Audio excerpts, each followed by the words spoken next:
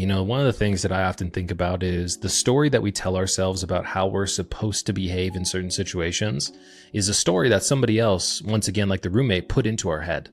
And this life experience that we're going through is uniquely ours with unique challenges to how we're dealing with certain situations. And I worry about generations of people who haven't been able to have a safe space to be able to vent because we're worried about the blowback from this volcano and how it's going to make us look. One of the biggest things that I deal with when I talk to different entrepreneurs is they often say, I'm embarrassed. Nobody else is going to get it. I can't show this side of myself because my team will think less of me. What do you think about that response to being able to, be vulnerable?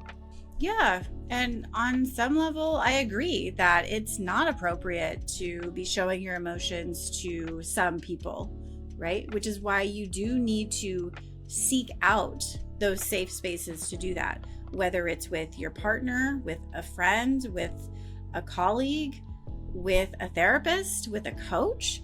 There has to be some way that you're able to process these things. I might be biased, but I recommend therapy for people who are just needing a place to process and to vent and to be like, what the heck is going on? Because something is not right here, right? Just like when we have a physical ailment and we feel a pain, we try to say, okay, maybe it'll go away. But when it doesn't, we go see a professional. And it's the same thing with this. If you feel that your emotions are starting to impact the quality of life, your relationships, and you're not feeling like yourself, or you're not feeling like you should be, right? Or, if you're feeling angry and irritable all the time and you feel like, wait, I should be happy. I should be feeling joy. Why don't I feel these things? There's this gap that's here and I need to seek it out. And if you don't, it's going to continue to impact your relationships. And I would ask you, what's going to happen 6 months from now if things don't change? If you keep blowing up on your team, if you keep blowing up on your kids over little things, if you keep being irritable with your spouse, how is this going to affect you long term?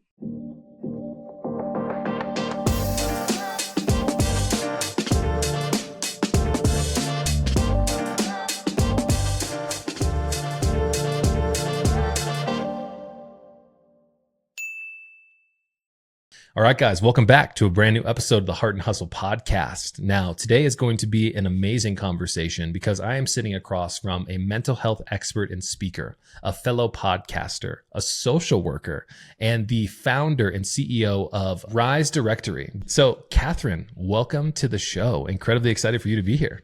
Thanks. I'm excited to be here too. Happy to have this conversation.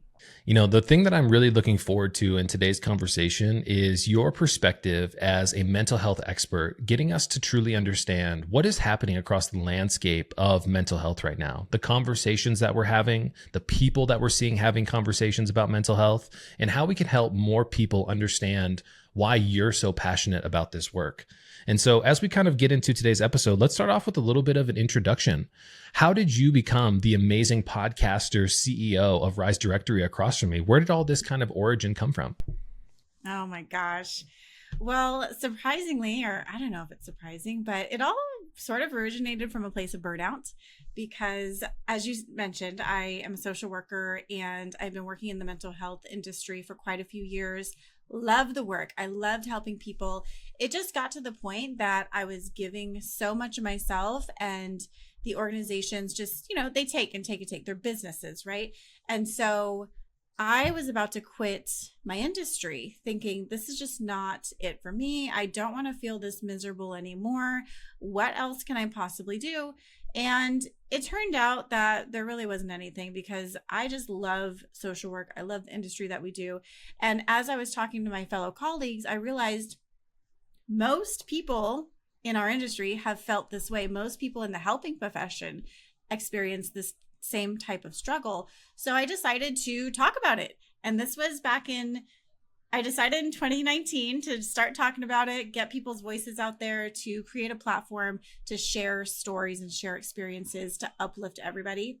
And 2020 hits and I'm like, okay, well, I started January 2020. I am not quitting 2 months later. And so I just kept it going. And from there, it just grown into a beautiful community of support and other people joining in and saying, hey, I've experienced the struggles too. And now after having these conversations, I'm realizing this is way bigger than just my industry. This is a culture-wide phenomenon. Why do we think we're seeing such high levels of burnout when you kind of put it together in the helping fields? Why do you think that we kind of have the ability to pour into other people rather than pouring into ourselves? What's happening here? So, as far as seeing this phenomenon in our culture and among the helping professions, I have a lot of theories on this. A lot of research has been done. I've done workshops. I think this all comes down to us as being helpers, having poor boundaries for ourselves. We have this amazing energy that people love. They love to be around us. We can relate to people. We help people. People love it. However, people will take as much as you're willing to give. And in our culture, it is not really talked about as a way of setting boundaries and saying like, okay, now you have done your job, you have done the work, now it's time to rest. Because whenever we talk about rest, there's this narrative of, oh my gosh, well, now I'm being lazy because I'm not doing something. And I like to challenge my clients in therapy and even in coaching, right? Rest is productive because rest is where you're able to get creative. You're able to get new ideas. You're able to step away. Your body is able to heal itself. You're able to think more clearly. It's like hitting the recharge button, right? So if we have an electric vehicle and we are driving it all day, right? For hours, driving it to Vegas, and then it needs a charge up, we're not like, oh, this Tesla's being so lazy. We have to sit here and charge it up, right? And these are like motor vehicles, and yet we don't allow ourselves the same grace. And that's a machine, right? And its one focus is to get from here to there, but every night it has to recharge and get ready so it can do its job. Why do you feel like it is so easy for us in society to create a scapegoat, if you will, of rest? And why is it so difficult for us to lean into that recharging? Honestly, it's all about generations because we seen our parents and our grandparents come from hard working families, right? They, a lot of times looking at history, we had laborious jobs. And if they were resting, nothing was getting done, right? The money wasn't coming in.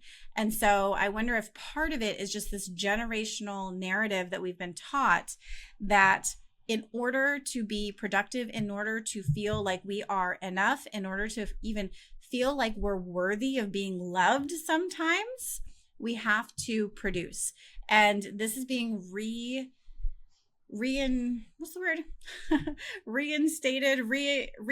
There we go. This is being reiterated by the agencies that we work for because they're pushing productivity numbers.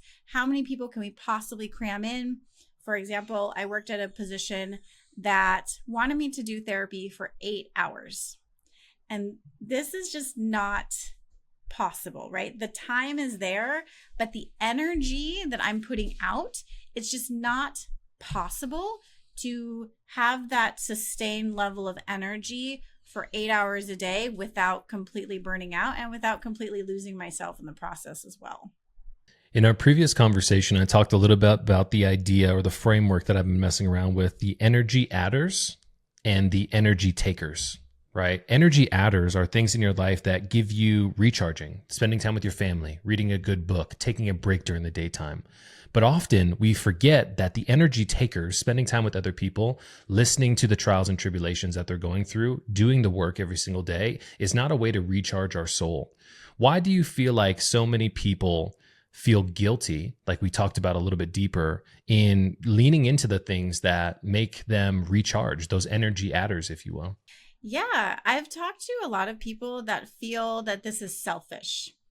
And I think I just attract helpers, but people are saying, oh, well, if I do something for myself, then maybe I'm taking away resources from my family, or I'm taking away time that could be spent doing things for other people.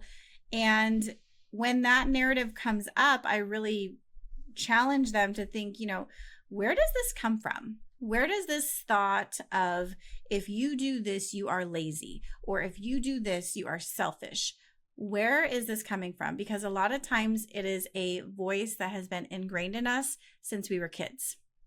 And sometimes it's the voice of our parents, of our guardians, of a coach, of a teacher, of somebody. But if you think about whose voice is this in my head, that's when you can narrow it down and begin to see, okay, this narrative may have been helpful during that time in my life, but now that I'm a professional, now that I am exerting a lot of energy, giving out to others, I cannot pour from an empty cup, and I have to pour back into myself if I'm going to expect myself to perform at the highest level possible. There was an amazing book that I read a couple years ago. It was called The Untethered Soul. Now, the author of this book uses a framework and an analogy for that internal voice called the roommate. He said, first of all, the thing that we need to recognize is if you can hear that internal voice, that means you are the observer. And you have to every once in a while slow down and observe the things that internal voice is saying to you. Now, you spent so much time with this roommate that you take it as being yourself. But once again, if you can hear it, that's not you. So let's go through a little exercise together. He says, sit down on the couch and watch a movie with your roommate as if they're a real person. Now, the things that they would say were, did I check the laundry? Did I remember to put that list or that thing on the grocery list? Did I remember to follow up and call that person? Did that person ever email me back? And before you know it, you would tell that roommate to be quiet because they're not helping you stay focused on watching the movie. So every once in a while, we need to cast that roommate out to be able to give ourselves the space to be able to just be calm and be here now. What do you think about that analogy of the roommate? Yes, I love that. And I use basically the same story. I say it's a neighbor coming over and being annoying, which is anxiety, right? Clinically, I'm going to call this anxiety because it's that neighbor, that roommate that's constantly in your head, bugging you so much that you're like, oh my gosh, I can't even focus on a movie. And it starts to impact your relationships and your ability to stay focused at work, to where in meetings, you're thinking about the laundry and the stove and the kids and what you're going to do for vacation, that you can't even recall what was just being talked about. And now here you are with disciplinary actions saying, hey, we got to talk because something's going on, right? So this has real implications for how we live our lives. And I looked up some statistics today, and in 2024, the amount of Americans who have anxiety is very, very high. It's estimated about 31% of adults experience any kind of anxiety disorder at some time in their life. So 3 out of 10. And this is also coupled with people who have depression. Sometimes anxiety and depression can go hand in hand. And for depression, it's 29% of people who have experienced that in their lifetime. So it's very, very common to be experiencing these things. And the tool that I like to recommend for quieting your roommates or your annoying neighbor is really practicing mindfulness and meditation. And if you can even go on YouTube and just type in 3-minute guided meditation. And this is it's like going to the gym for your brain, because you're working on strengthening your ability to stay focused. Because right now your brain just kind of all over the place and it's flip-flopping around. But if you're able to practice staying focused without these thoughts coming in, that's where the magic happens. But it does take practice, and it takes consistency, and it takes you even being aware that you need to do this, that it's a problem. What do we say to people who say, I'm too busy to meditate? I don't have an extra 3 minutes in my day where I can even slow down and quiet my mind to try and practice this stuff. What do we say to those people? Okay, 1, I don't believe you. And 2, I do say that this can be done anywhere. So it can be done in the car. It can be done while you're washing your dishes, while you're cooking dinner, while you're in the drive-thru, while you're taking a shower. A shower is a great place to practice this, because a lot of times we do a lot of thinking in the shower and our brains are kind of going on overdrive. And if you want to practice this, practice being really present in the moment and just feeling the water, feeling the heat or the cold or whatever, and really being aware of what's happening around you, right? And so you can practice this and just try to stay focused on one thing, right? The water. That could be an easy thing to be focused on. And if you have thoughts that come into your head while you're thinking about the water, just notice them. Don't give yourself any grief over it because it's completely normal, and just return your focus back to the water. And if you can practice this for a minute, even, then that is a good start. I was interviewing a brain surgeon who is a PhD in neuroscience. And I asked him, what is the most valuable skill set a person can develop on their own? And he said, emotional regulation. Because the thing that we don't recognize about our emotions is they are world shapers. If we have an emotion, it changes how we think about the things that people are saying to us. It changes the way in which we think about our own thoughts. It changes how we see certain activities and certain behavior. What do you think about his acknowledgement that emotional regulation is the most important skill set that somebody can develop? Absolutely, because so many of our decisions are made from an emotional place. The thoughts that we think influence how we feel, and from those emotions is how we're going to act and how we're going to respond, whether it's better or worse. And our emotions dictate so much in our lives, our work, our play, our family, how we just show up on a daily basis for everybody and for ourselves, right? So I can use an example. Back in, in the last Olympics 2020, when Simone Biles went out there, she had a lot of emotions, right? And she was learning how to manage those emotions, how to control them. And she had to take a break, right? So she went on a break from sports, and unfortunately it was very public.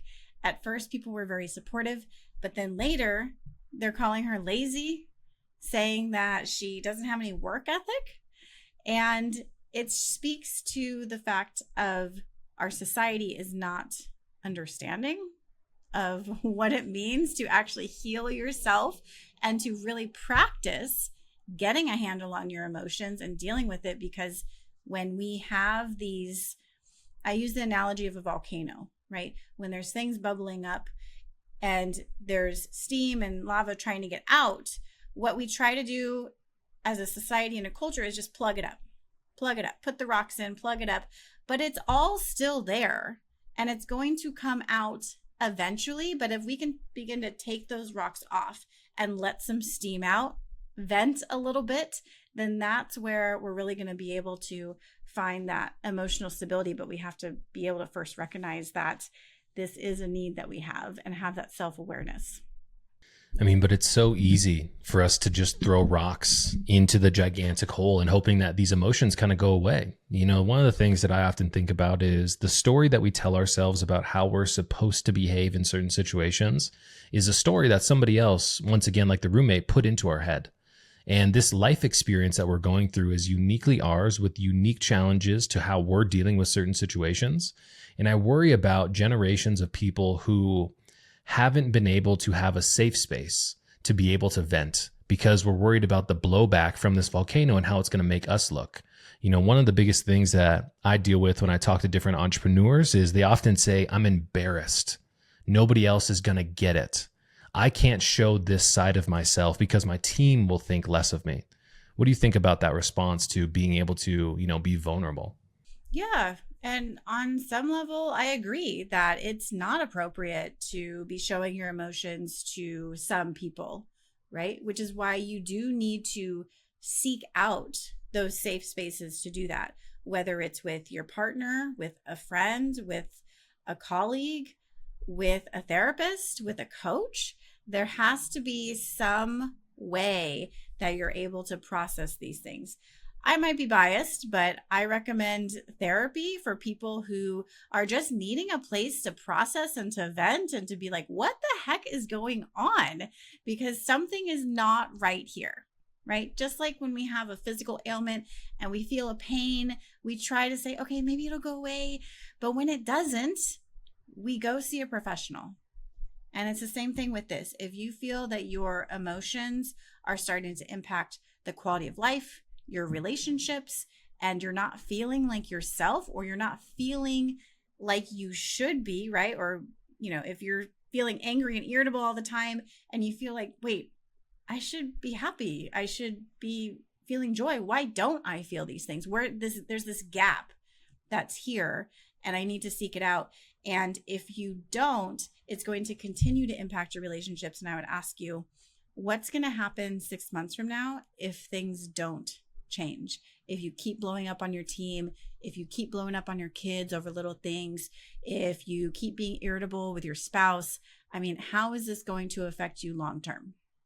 This is hitting home for me, because I sit across the table in this podcast from amazing leaders, and often we feel like there is no safe space for us to be able to have these type of conversations. And that's why I feel like the element of being vulnerable, especially from my own perspective, is really important.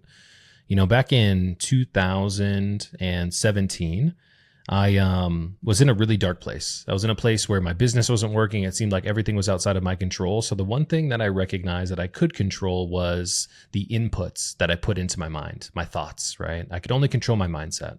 So in 2017, I went onto social media and I started recording a daily video on my Instagram story that was meant for me and for me only. It was like, hey man, just listen up. I just want you to know that today's a small step in the right direction. And each message was an iteration on something like that. What I found was day 62, day 164, day 206 of this 365-day commitment, I had people who were reaching out to me and saying, hey man, I never would have thought you were the person who needed help.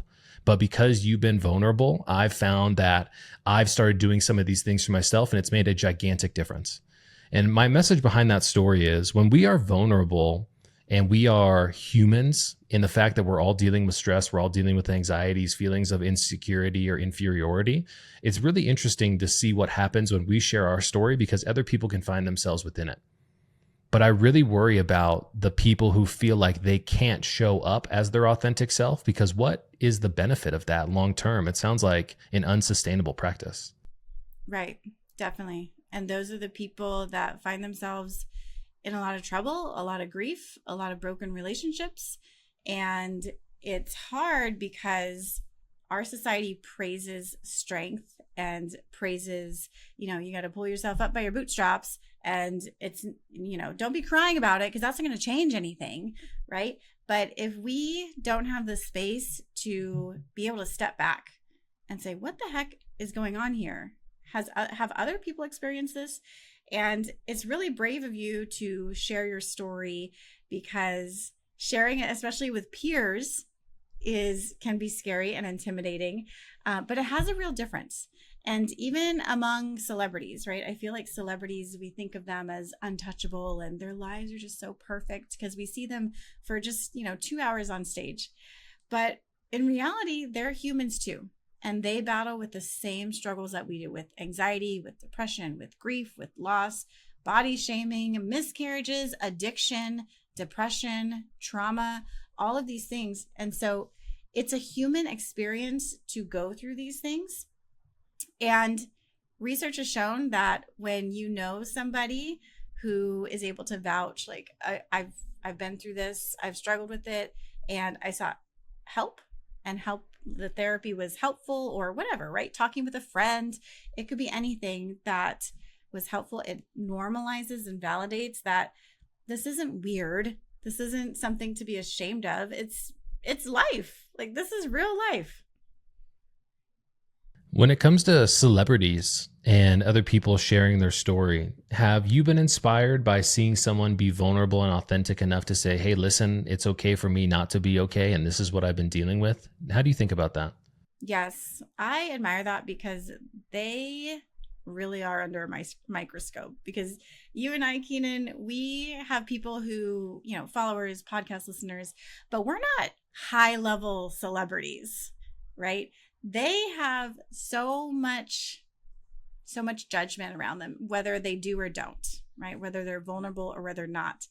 And it takes a lot of courage to do that. And I applaud them, because they're saving lives, right? By opening up this conversation and saying, hey, I have anxiety, I've been through trauma, And this is how I dealt with it. And there is hope beyond this, right? And just being able to reach back a hand to somebody who might be just behind you.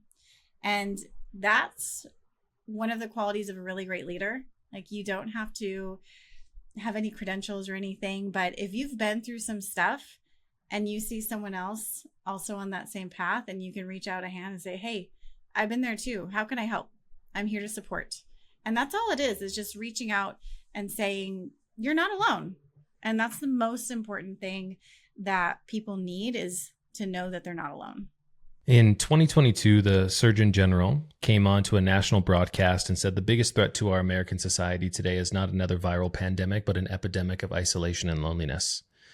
How do you think about the macro landscape of mental health when it comes to being infected or impacted by these little devices, social media, and things like that? That's a great question. And I'm really concerned, to be honest. There's pros and cons. But especially when looking ahead and looking at this current generation of people who are in their 20s and teenagers, the social skills are not there. And so, like we've been talking about, a lot of ways that you can get through the hard times is by talking to people and by having that genuine, authentic, vulnerable connection. And you cannot always get it via telephones. It's not personable. There's no emotion there. It's hard to communicate via text message.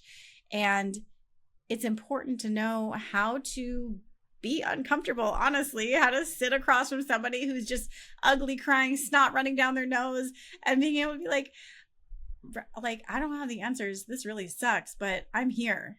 You're not alone. I'm with you.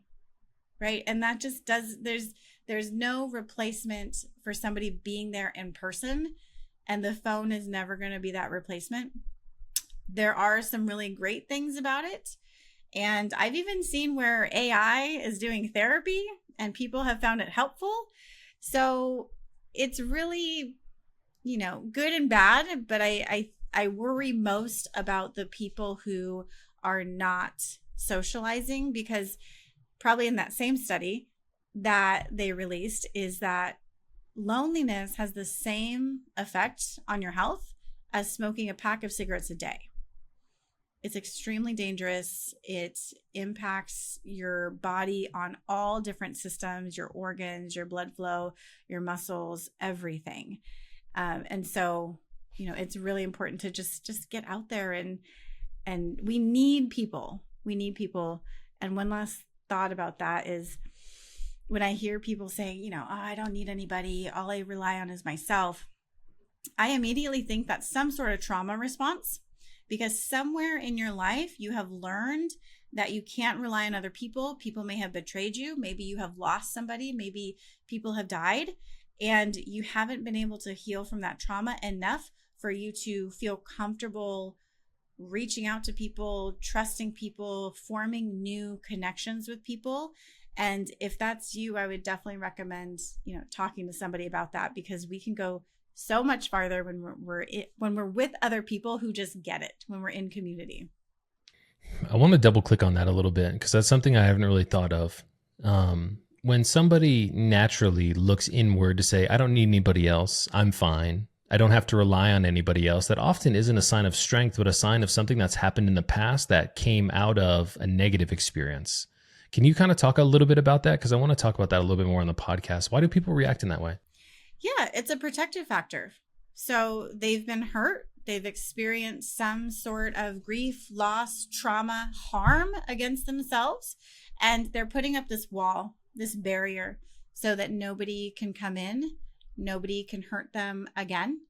And in the moment, it might be helpful, right, to be able to protect yourself and to heal, and maybe to just spend some time alone.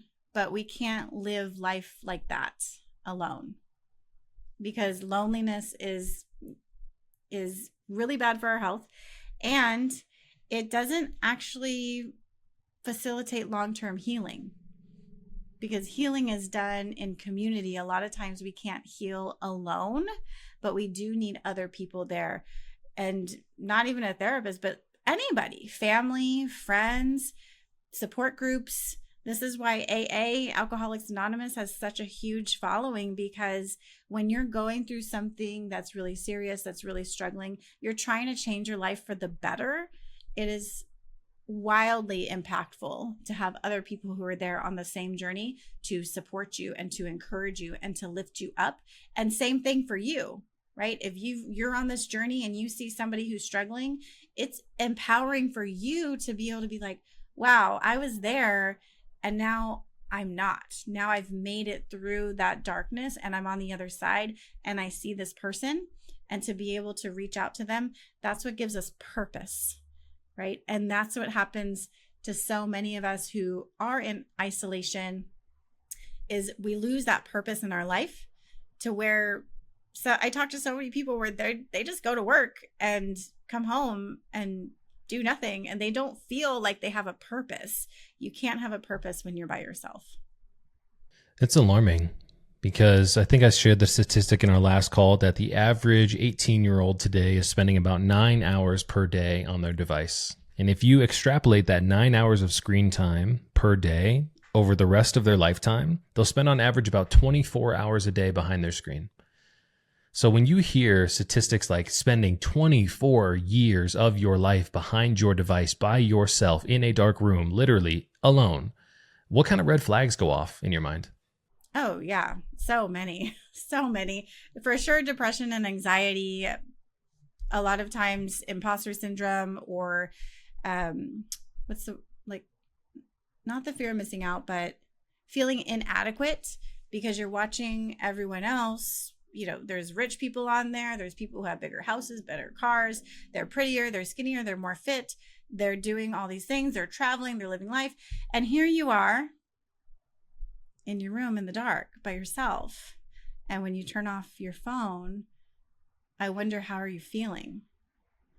And that's really the first step, is to be able to acknowledge, like, does your phone make you feel better? Are you getting energized? Are you feeling invigorated, inspired? Are you actually going to do all the workouts that you have been saving? Are you actually going to cook all of the meals that you have been saving to your favorites board? That's what I would want to see, because we have to have something to do, something to live for. The core, the reason, I don't know, this is my belief, the reason why we're alive is to have purpose, is to have something to do. No matter where we are in life, we have to have something that we're striving for. We have to have a reason to get up in the morning, and social media is not it.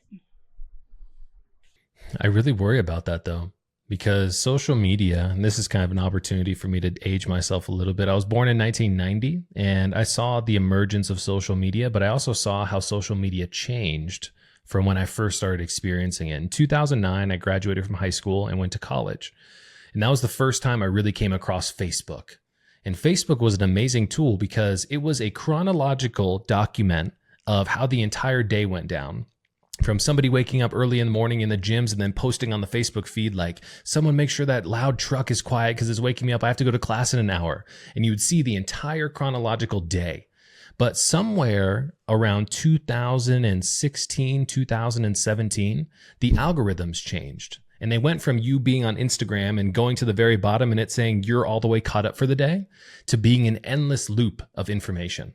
And something else happened during that time. We stopped seeing so many of our friends, and we started seeing the global community of Instagram.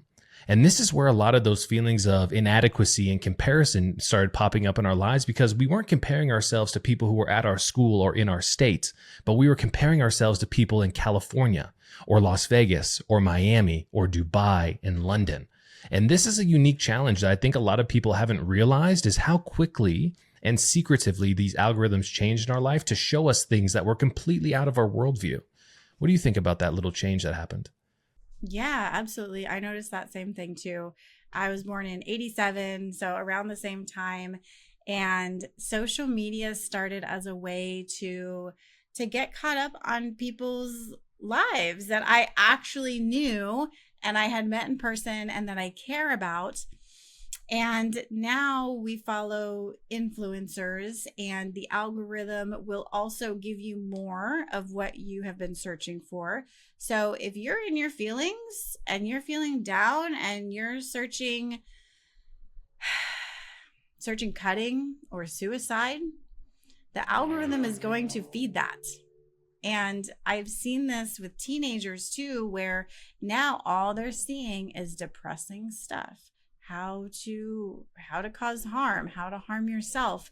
And it's this constant influx of things that we may not want to see, that are not healthy, or even with things that seem innocent. So for example, I have a daughter, she's 7, and she was on YouTube, and I hate having her watch YouTube, but sometimes I'll do it. But every time I'm like, oh, this is why. So for example, she was watching this girl and this boy, and they're maybe 10. This girl is wearing like some booty shorts and a sports bra, and then doing the splits in front of the guy. And she gets the guy's attention, and he's like, wow. And he gets out his phone and starts recording her, and she walks off all sexy. And I'm thinking, oh my gosh, is this what my daughter is learning? That you need to wear this outfit and do splits in front of men for them to look at you and to get attention? Like, this is not what I want her to learn. And also there's subtle messages too, because she watches what you can't control what pops up. So I've seen another video where these girls are wearing makeup, and they're like, oh, now I feel pretty. Now I'm so pretty because I have this makeup on. And I'm like, I don't want, like, little girls should not be told that you need to have makeup on in order to be pretty.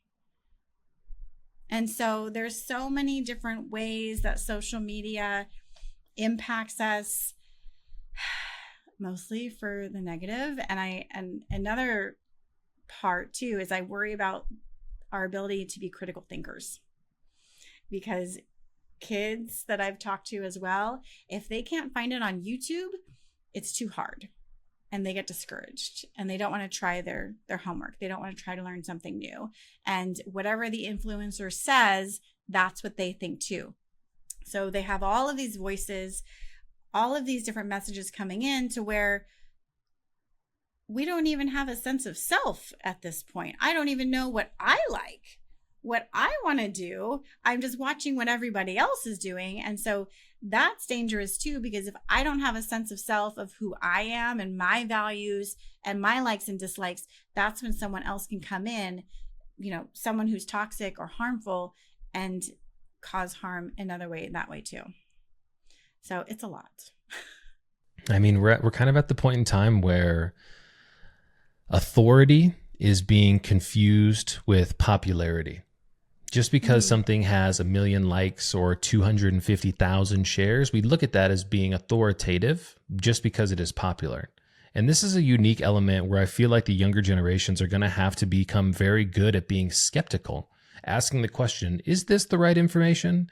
Is this a resource that I can trust? Is everybody else just going along with this just because it's popular? I mean, especially when we start thinking, you mentioned a little bit about AI a little earlier, deep fakes, fake people, fake messages, fake voices, all of this stuff is coming right around the corner. And I don't know if we've built the skill set of being critical thinkers sharp enough to be able to challenge some of the ideas that are put in front of us. Yes, it's true. I worry about the critical thinking all the time, because you have to be a critical thinker in order to be successful, because things are changing so rapidly in our world that if you're not able to think for yourself, if you're not able to see the patterns, see the trends, see what is happening here, then not only are you putting yourself at risk, but you're going to fall behind. Because the people who are able to think for themselves and be creative and come up with new ideas, those are going to be the leaders in the next generation for sure. So at what point in time do we draw the line in saying, I'm not going to expose myself to these types of platforms? I have just crossed over my 8-week mark of not having Instagram or TikTok or any social media platforms on my phone whatsoever. Because at one point in time, I realized very much similar to the question of what do we say to people who say they don't have time to meditate? I would find myself throughout my day saying, man, I just like don't have time to get all the stuff that I need to get done. And then my girlfriend pulled out my phone and said, let me see your phone, and looked at my screen time. And I had like 6 hours and 15 minutes of screen time on my phone each day. So how do we stay informed without hitting the eject button like I did by saying, if I'm going to be successful, I need to eliminate these things completely from my life? Is there a balance there? Or like, what do you think that looks like? I think it depends on everybody. I'm curious, how are you feeling now? How do you feel like you've been more productive, like your life is back in balance? I have seen a dramatic shift in trajectory of my life. I am no longer interested in the things that TMZ is saying. I am no longer seeing the subconscious messages of comparison about me being a business owner and not making $6 million this month, and that means that I'm no good. I haven't seen the tabloids and all the other type of hate messages that are being sent by both campaigns at this point in time in the United States of recording this. And so I do feel underinformed, but I feel so much more whole at the same time, if that makes sense. Agreed. Yes. Yes. For me personally, I try to limit my social media. I don't do a very good job, but I'm very aware of it. And this is mostly so that my energy is going to the things that matter, to my clients, to my family, to God, and to myself, because I'm only worried about the things that I can control. And how can I make the most impact in my little corner, in my home, in my neighborhood, in my community? And so social media is a tool that I can use to promote my business. But once I start to be a consumer and not using it for business, at that point, I'm like, okay, this is a waste of time. And so I think it's different for everybody, because I'll be honest, I do like to watch some funny dog videos. Because with all the stuff that's going on, and my job is so heavy, I'm a therapist, so my job is so heavy. Sometimes I just like to watch dogs and cats, play around. So it can be a good distraction, but that's exactly what it is. And if we can recognize, like, okay, this is a distraction right now, then that's what it is. If somebody is at the point where, like you, it's starting to impact your schedule, your productivity, if you're feeling like there's not enough time, if you are feeling worse when you turn off your phone, then yeah, it's time to definitely reduce that. And there's plenty of other ways to get your news. Plenty of other ways. So I want to talk a little bit about the idea of self-care. So someone who sits across this digital table with me is literally a mental health professional. You are somebody who is in a incredibly taxing space. How do you kind of prioritize self-care so you can show up as the present, peaceful voice that people can pour into, and you can be that backboard for them to get up shots in life and kind of, have that safe space that you're living in? So what does your self-care routine look like? Yeah, I'll be honest, it takes a lot of practice and a lot of checking in with myself and how I'm feeling, and just being honest with myself. Like, oof, this client is like really trying me today. Or parents at school, like they are really testing me, and I'm irritated. And I'll be honest with the people around me too. Like, hey, I'm feeling irritable today, and I'm not trying to take it out on you. So the way that I do self-care just really depends on what it is. So I might need some alone time. I'm an introvert, so I need to have that space to just refresh and be alone and re-energize that way. Sometimes I will do walking. So being outside in nature and moving is very healing for the body. And especially for me, I feel when I step outside, sometimes like I can breathe. I'm like, oh, thank gosh, I don't feel so trapped. So walking is huge, going to the gym and listening to music, talking to friends, talking to other people who are supportive and that feed energy into me, not the energy drainers, but the ones who are going to be good for my mental health. Those are the main ways, but there's so many other ways that is important, like laughing, being artistic, dancing, therapy. There's so many ways that people can self-care in healthy ways. I've been really focusing a lot on that creativity element of things recently. I grew up and I used to be, really into drawing because it gave me a place to be able to just express myself and be more connected to what I was creating. But I also had to be incredibly present in that time. And so over the weekend, I've been busting out my easel so I can start drawing again. And what I found is like that activity in itself is a form of self-care. It's not always about going to get a massage. It's not always about going to the gym and things like that, but it's giving myself the space to be present with myself so I can just kind of have that internal monologue and be creative and get connected to my inner child more so than anything else. And it's amazing to see how refreshing that really is when you just give yourself enough space to not be busy and to do things that you truly are passionate about. That's been a huge unlock for me over the last couple of weeks. And maybe it's because I haven't been spending so much time on this device. Right. And then I've had the opportunity to kind of discover that type of stuff, which has been really cool. Yes. Everybody needs a hobby. Everyone needs something that they enjoy, that they look forward to doing, that they want to do. It's so important. As we kind of put the wheels down to land the plane here, let's talk about, our final reflections and our call to action here. We've talked about a lot of important stuff. We've talked about the impacts of social media. We've talked about, the conversations that we've had with self and that internal voice monologue, roommate or neighbor. We talked about, mental health and the impacts that it has on us. It talked about, a little bit of being super intentional with eliminating distractions in our life. What other topics should we be talking about that maybe we haven't talked about here today that are super important from your seat? I think we covered a lot of the big ones. I think the one that I would want someone to take away is that it's okay to not be okay. Nobody is ever okay all the time, and life happens. And so it's okay to reach out to your friends to say like, hey, I just need to talk to somebody. Are you available? Right? Or reach out. A lot of times when you have health insurance, it'll cover therapy sessions, and being able to reach out to your own family and friends. And if you've never been vulnerable or open before, to just practice like, hey, I'm having a hard day. Can you hang out? Right? Even just being able to say that and to acknowledge that and to be able to recognize, all right, I need to hang out with some people, or I need to go blow off some steam in the gym, or I need to get out my easel and draw, or take up that old hobby, whatever it is, because if you are constantly feeling a source of stress and overwhelm and irritability, there's something going on there that needs to be addressed. And what I would also challenge us to do is, if you can't be the person who at this point in time feels brave enough to say, hey, I'm not doing okay, reach out to your friends and say, hey, I'm here for you.